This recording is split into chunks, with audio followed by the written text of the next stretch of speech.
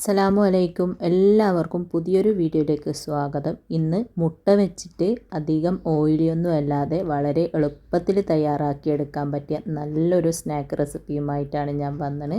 നോമ്പ് തുറക്കുമ്പോഴൊക്കെ ഉണ്ടാക്കാൻ പറ്റിയ നല്ലൊരു സ്നാക്ക് റെസിപ്പിയാണ്. ഇതിന് നമ്മൾ കണ്ണൂരൊക്കെ റൊട്ടി നിറച്ചത് എന്നാണ് പറയൽ. അപ്പോൾ നമുക്ക് വേഗം തന്നെ നോക്കാം എങ്ങനെയാണ് ഇത് ഉണ്ടാക്കുന്നതെന്ന്. അതിന് മുമ്പായിട്ട് ആരെങ്കിലും സബ്സ്ക്രൈബ് ചെയ്യാതെ വീഡിയോ കാണുന്നുണ്ടെങ്കിൽ മറക്കാതെ ഒന്ന് സബ്സ്ക്രൈബ് ചെയ്ത് സപ്പോർട്ട് ചെയ്യണേ. പിന്നെ ലൈക്ക് ചെയ്യാനും ഷെയർ ചെയ്യാനും മറക്കരുത്. ആദ്യം തന്നെ നമുക്ക് ഈ ഒരു സ്നാക്കിന് വേണ്ടിയിട്ടുള്ള ഫില്ലിങ് റെഡിയാക്കി എടുക്കാം. അതിന് വേണ്ടിയിട്ട് ഇതുപോലെ ഒരു പാത്രം അടുപ്പത്ത് വെച്ചിട്ടൊന്ന് ചൂടാക്കിയിട്ടുണ്ട്. അതിലേക്ക് 2 ടേബിൾ സ്പൂണോളം വെളിച്ചെണ്ണ ഒഴിച്ച് കൊടുക്കുക. വെളിച്ചെണ്ണ അത്യാവശ്യം ഒന്ന് ചൂടായി വരുമ്പോൾ 3 മീഡിയം സൈസിലുള്ള സവാള ഇതുപോലെ കനം കുറച്ച് കട്ട് ചെയ്തെടുത്തിട്ടുണ്ട്. അത് ഇട്ട് കൊടുക്കാം. പിന്നെ അല്പം ഉപ്പും കൂടെ ചേർത്തിട്ട് നന്നായിട്ടൊന്ന് വഴറ്റിയെടുക്കാം.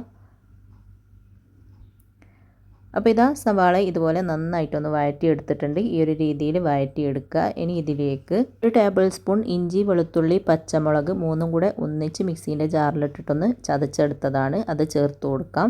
പിന്നെ കുറച്ച് കറിവേപ്പില കൂടെ ചെറുതായിട്ട് കട്ട് ചെയ്തത് ചേർത്തിട്ട് നന്നായിട്ടൊന്ന് വഴറ്റിയെടുക്കാം. അപ്പോൾ ഇതാ ഇതുപോലെ നന്നായിട്ടൊന്ന് വഴറ്റിയെടുത്തിട്ടുണ്ട്. ഇനി ഇതിലേക്ക് 1/4 ടീസ്പൂൺ മഞ്ഞൾപ്പൊടി, 1/2 ടീസ്പൂൺ മുളക് പൊടി, 1/2 ടീസ്പൂൺ കുരുമുളകിൻ്റെ പൊടി, 1/4 ടീസ്പൂൺ ഗരം മസാലപ്പൊടി കൂടെ ചേർത്തിട്ട് വീണ്ടും നന്നായിട്ടൊന്ന് ആ ഒരു പൊടിൻ്റെ പച്ച ടേസ്റ്റ് മാറുന്നത് വരെ നന്നായിട്ടൊന്ന് വഴറ്റി കൊടുക്കുക.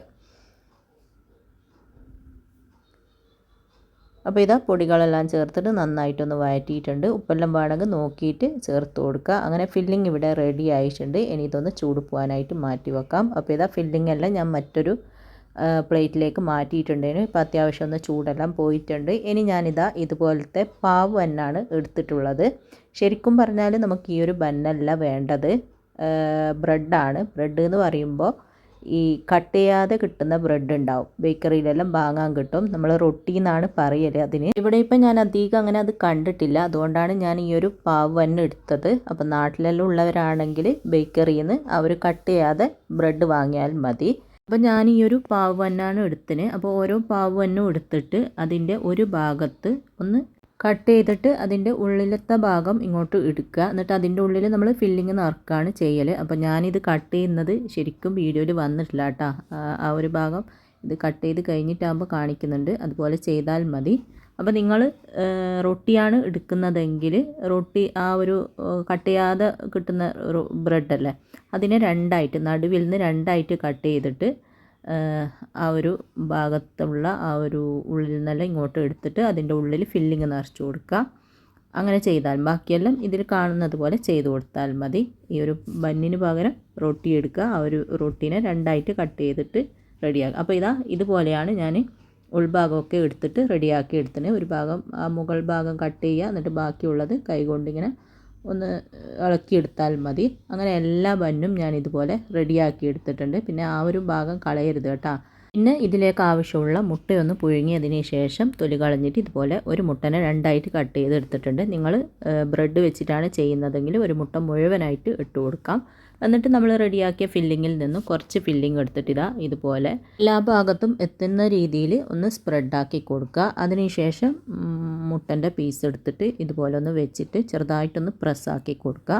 പിന്നെ വീണ്ടും കുറച്ച് ഫില്ലിങ് എടുത്തിട്ട് അതിൻ്റെ മുകളിലാക്കിയിട്ട് ഒന്ന് സ്പ്രെഡാക്കി കൊടുക്കുക. ആ ഒരു മുട്ടനെ കാണാത്ത രീതിയിൽ ഇതുപോലെ ഒന്ന് സ്പ്രെഡാക്കി കൊടുത്താൽ മതി. അപ്പോൾ ഇതാ ഇതുപോലെ ചെയ്തെടുക്കുക. എന്നിട്ട് നമ്മൾ ഈ ഒരു കട്ട് ചെയ്ത് മാറ്റി വെച്ച ആ ഒരു ഭാഗം ഉണ്ടാവുമല്ലോ, അതുകൊണ്ട് ഇതൊന്ന് കവർ ചെയ്യണം. അപ്പോൾ ഇതാ ഇതുപോലെ കുറച്ച് മുന്നോട്ട് നിൽക്കും, അതൊന്ന് കട്ട് ചെയ്ത് കളയുക. അതിനുശേഷം ഈ വരുന്ന പീസ് ഇതിലേക്ക് വെച്ചിട്ട് കറക്റ്റ് ആ ഒരു അളവിൽ തന്നെ വെച്ചിട്ട് ഒന്ന് പ്രസ് ചെയ്ത് കൊടുക്കുക. പിന്നെ കുറച്ച് മസാല കാണുന്ന ഭാഗത്തൊക്കെ ആ ഒരു ബന്നിൻ്റെ പീസ് കൊണ്ട് ഒന്ന് കവർ ചെയ്ത് കൊടുത്താൽ മതി. ഈ വീഡിയോയിൽ കാണുന്നത് പോലെ ചെയ്താൽ മതി. അങ്ങനെ എല്ലാ ബന്നും ഇതുപോലെ ചെയ്തെടുക്കുക. പിന്നെ നിങ്ങൾ ആ ഒരു ഞാൻ പറഞ്ഞ ബ്രെഡ് കൊണ്ടാണ് ചെയ്യുന്നതെങ്കിൽ നമ്മൾ രണ്ടായിട്ട് കട്ട് ചെയ്യുന്നില്ല, ആ ഒരു കട്ട് ചെയ്ത ഭാഗം വേണം ഇതുപോലെ ചെയ്തെടുക്കാൻ. അതിൻ്റെ ഉള്ളിൽ നിന്ന് കുറച്ച് കട്ട് ചെയ്തിട്ട് മാറ്റിയിട്ട് അതിൻ്റെ ഉള്ളിൽ ഫില്ലിങ് നിറച്ചിട്ട് ആ ഒരു ഭാഗം കൊണ്ട് മൂടിയിട്ട് അങ്ങനെ ചെയ്താൽ മതി. കണ്ണൂരുള്ളവർക്കൊക്കെ ആണെങ്കിൽ അറിയുമായിരിക്കും റൊട്ടി നിറച്ചതെന്ന് പറഞ്ഞാൽ. അപ്പോൾ മുഴുവനും ഇതുപോലെ ചെയ്തെടുക്കുക. അങ്ങനെ ഇതാ മുഴുവനും ഞാൻ ഇതുപോലെ എല്ലാത്തിലേക്കും മുട്ടയും ഫില്ലിങ്ങും ഒക്കെ നിറച്ചിട്ട് റെഡിയാക്കി എടുത്തിട്ടുണ്ട്. ഇനി നമുക്ക് ഇതിൽ നിന്നും ഓരോ ബന്നും എടുത്തിട്ട് ഞാനിതാ ഒരു 2 മുട്ട ഒന്ന് ബീറ്റ് ചെയ്തെടുത്തിട്ടുണ്ട്. ആ ഒരു മുട്ടയിലേക്ക് ഈ ഒരു ബന്ന് ഇട്ടിട്ട് ഇതുപോലെ ഒന്ന് എല്ലാ ഭാഗത്തും എത്തുന്ന രീതിയിലൊന്ന് മുക്കിയെടുക്കുക. അങ്ങനെ എല്ലാ ബന്നും സെയിം രീതിയിൽ തന്നെ ചെയ്തെടുക്കുക. ഒന്ന് മുട്ടയിൽ നന്നായിട്ടൊന്ന് മുക്കിയെടുത്താൽ മതി.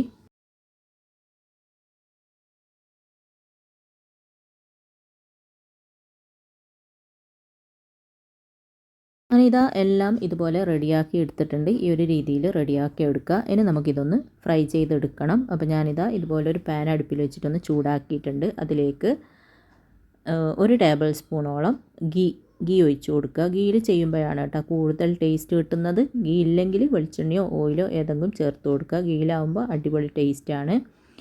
ഗീ എല്ലാ ഭാഗത്തും എത്തുന്ന രീതിയിലൊന്ന് സ്പ്രെഡാക്കി കൊടുത്തതിന് ശേഷം നമ്മൾ റെഡിയാക്കി വെച്ച ബന്ന് ഇതുപോലെ വെച്ചിട്ട് തിരിച്ചും മറിച്ചും ഇട്ടിട്ട് എല്ലാ ഭാഗവും ഒരുപോലെ ഒന്ന് ചെറുതായിട്ടൊന്ന് പൊരിച്ചെടുക്കാം. അപ്പോൾ ഇതുപോലെ വെച്ച് കൊടുത്തിട്ടുണ്ട്. ഇനി തീയൊരു ചെറിയ തീയിൽ വെച്ചിട്ട് തിരിച്ചും മറിച്ചും ഇട്ടിട്ട് ഇത് റെഡിയാക്കി എടുത്താൽ മതി. തീ കൂട്ടി വെക്കരുത് കേട്ടോ. അങ്ങനെയാകുമ്പോൾ പെട്ടെന്ന് അങ്ങ് കരിഞ്ഞു പോകും. മുട്ടൻ്റെ ആ ഒരു ഇതിൽ മുക്കിയതല്ല, അതുകൊണ്ട് തന്നെ പെട്ടെന്ന് കരിഞ്ഞു പോകും. അതുകൊണ്ട് ചെറിയ തീയിൽ വെച്ചിട്ട് 1 മിനിറ്റെല്ലാം കഴിയുമ്പോൾ ഇതുപോലെ മറിച്ചിട്ട് കൊടുക്കുക. പെട്ടെന്ന് റെഡിയായി കിട്ടും. ഒരു 5-6 മിനിറ്റ് കൊണ്ട് തന്നെ ഇത് റെഡിയായി കിട്ടും. തിരിച്ചു മറിച്ച് വിട്ടിട്ട് എല്ലാ ഭാഗവും ഒരുപോലെ ഫ്രൈ ആക്കി എടുക്കുക. അങ്ങനെ എല്ലാ ഭാഗവും ഒരുപോലെ ഫ്രൈ ആക്കി എടുത്തിട്ടുണ്ട്. ഈ ഒരു രീതിയിൽ ചെയ്തെടുക്കുക. ഇനി നമുക്ക് ഇത് പാനിൽ നിന്ന് എടുത്ത് ചൂടോടെ തന്നെ ഒരു സർവിങ് പ്ലേറ്റിലേക്ക് മാറ്റാം. എന്നിട്ട് ബാക്കിയുള്ളതും കൂടി സെയിം രീതിയിൽ തന്നെ ഫ്രൈ ആക്കി എടുക്കുക. അപ്പം ഒട്ടും ഓയിലില്ലാതെ വളരെ എളുപ്പത്തിൽ റെഡിയാക്കി എടുക്കാൻ പറ്റിയ നല്ലൊരു റൊട്ടി നിറച്ചത് ഇവിടെ റെഡി ആയിട്ടുണ്ട്. എല്ലാവരും ഉണ്ടാക്കി നോക്കുക.